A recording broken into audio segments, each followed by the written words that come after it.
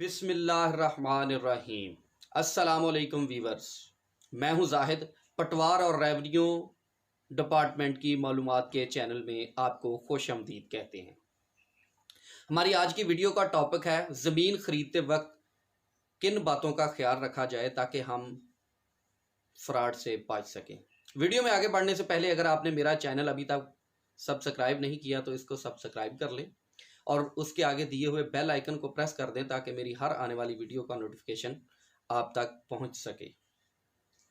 अगर वीडियो अच्छी लगे तो इसको लाइक करें, अपने दोस्तों के साथ शेयर करें और आपको किसी भी किस्म का कोई क्वेश्चन पूछना है तो वो मुझे आप कमेंट सेक्शन में पूछ सकते हैं। तो चलो शुरू करते हैं आज की वीडियो का टॉपिक। तो व्यूअर, सबसे पहले हम ज़मीन खरीदते वक्त जो हमारा सबसे पहला फोकस होना चाहिए वो ये है कि जब कोई भी ब्रोकर या कोई मालिक हमको ज़मीन दिखाने लेके जाता है, उसका प्रॉपर्टी का कोई ऑनर या जो भी कोई ब्रोकर जिसके थ्रू आप वो ज़मीन ख़रीद रहे हैं, वो जब आपको वहाँ का विज़िट करवाए तो वहाँ जाएं, देखें। देखने के बाद आप उनके सबसे पहली जो आपने डिमांड करनी है वो आपने उनसे करनी है कि आप ज़मीन की ऑनरशिप का कोई प्रूफ हमको दें। फ़र्द मलकियत या रजिस्ट्री वो आपको देंगे। इसके बाद आप उसको लेकर रजिस्ट्रार या पटवार के ऑफिस में चले जाएं जो कि आपके मुतलका हलके का है, रजिस्ट्रार ऑफिस या पटवारी।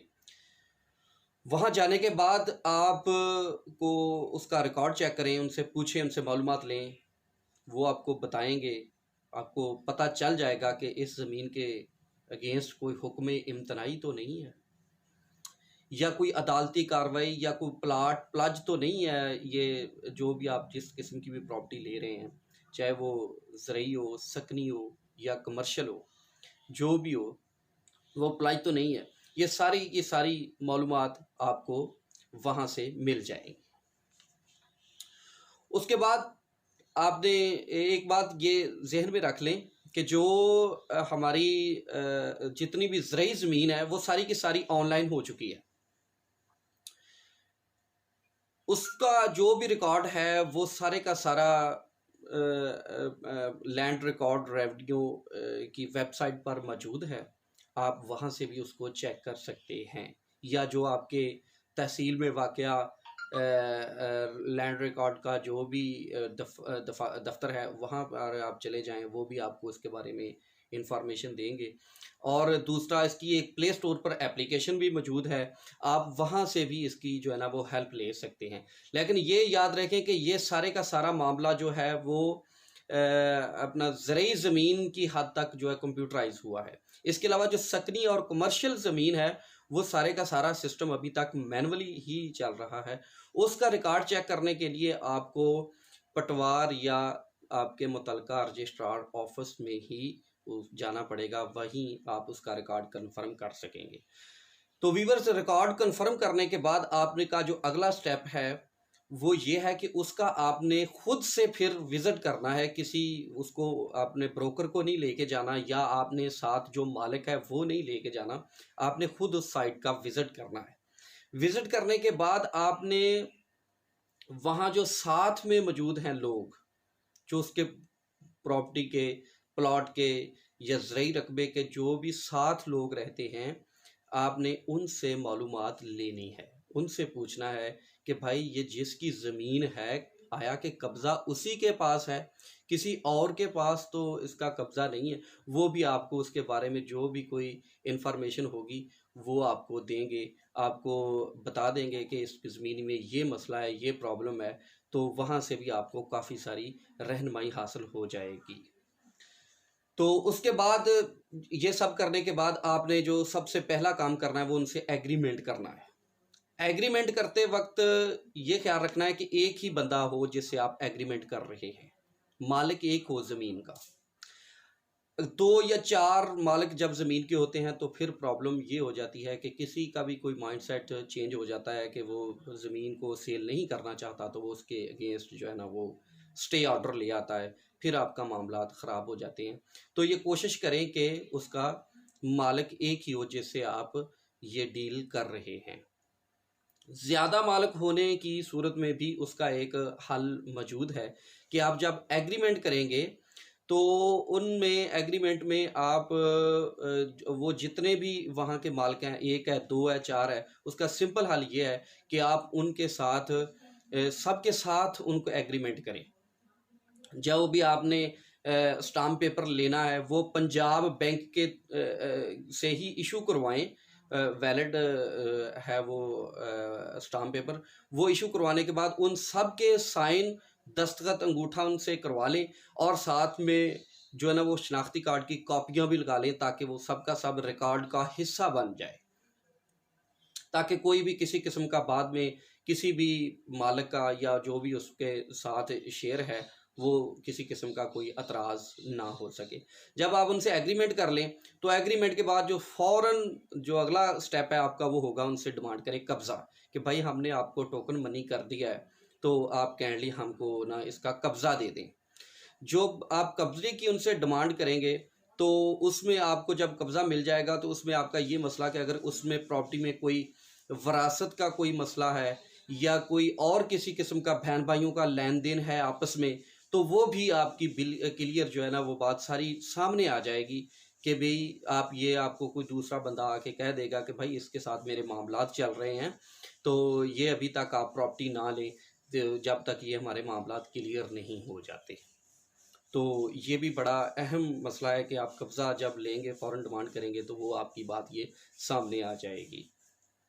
तो उसके बाद जो आपने सारे मामलात कब्ज़ा आप ले लें तो कोशिश करें जो पेमेंट है ना वो यकमुश्त नहीं आप करनी चाहिए आपको। उसके स्टेप कर लें, 2 कर लें, 3 कर लें या उनसे टाइम ले लें 1 मंथ का, 2 मंथ का, जहाँ तक आपको आसानी के साथ आप पेमेंट कर सकते हैं तो वो आप उनसे जो है ना वो स्टेप बाय स्टेप पेमेंट करें। ये भी इसका भी आपको काफ़ी जो है ना वो फ़ायदा होगा। तो वीवर अगली जो बात है वो बहुत अहम है, उसको आपने गौर से सुनना है, वो है मुश्तरका खेवड़ का मामला। क्योंकि मुश्तरका खेवड़ में जहाँ कोई मालिक होता है, जिसका जहाँ पे कब्ज़ा होता है वही उसका मालिक होता है। मुश्तरका खेवड़ में ये बहुत मसला सामने आया है कि कोई आपको इंतकाल रजिस्ट्री किसी और जगह से दे देते हैं जबकि कब्ज़ा जो है वो किसी और जगह से दे देते हैं। तो वो बाद में जब आप वहाँ पे बिल्डिंग बना लें या जो भी प्रॉपर्टी ले लें या जो कुछ भी कर लें तो उसके बाद वो जो जिसका कब्ज़ा हो वो सामने आ जाए कि भाई इस पर मेरा कब्ज़ा है फ़लाँ डेट से फ़लाँ तारीख तक, तो मैं इसका काबिज़ रहा हूँ, तो ये मेरे लिए भाई ये मेरी ज़मीन है, ये मेरा है। फिर आपको अदालती के जो है ना वो चक्कर लगाने पड़ेंगे। तो ये भी एक मसला फ्रॉड में आया है कि मुश्तरका खेवड़ में बहुत सारे मामलात होते हैं। मुश्तरका खेवड़ का जो उसका हल, बेहतरीन हल जो है वो ये है कि आप ऐसा करें कि जब आप इंतकाल करवा लें, रजिस्ट्री करवा लें, तो आप उस जगह का तमीमा करवा लें। तमीमा वीवर्स क्या है, क्या होता है और कैसे होता है? उसमें ये होता है कि आप तहसीलदार साहब को एक सादा सी एप्लीकेशन देंगे और उसमें मेंशन कर देंगे कि या ये हमने जगह ली है, तो इसमें ये सकनी है, ज़रई है या कमर्शियल है, जो भी प्रॉपर्टी आपने ली है उसका आपको उसमें ज़िक्र करें। ज़िक्र करने के बाद उसको कहें कि बराए मेहरबानी हमको इसकी निशानदही कर दें। वो मौके पर अपने पटवारी को जो आपके हलके का है वो उस पटवारी को और कानून गो को वहाँ पर भेजेंगे और साथ वो ख़ुद भी तहसीलदार साहब जाएंगे, वो साइट का विज़िट करेंगे। विज़िट करने के बाद वो वहाँ की निशानदही करेंगे, उसको सारे डॉक्यूमेंट को निशानदही करने के बाद आपको एक नक्शा बना के दे देंगे।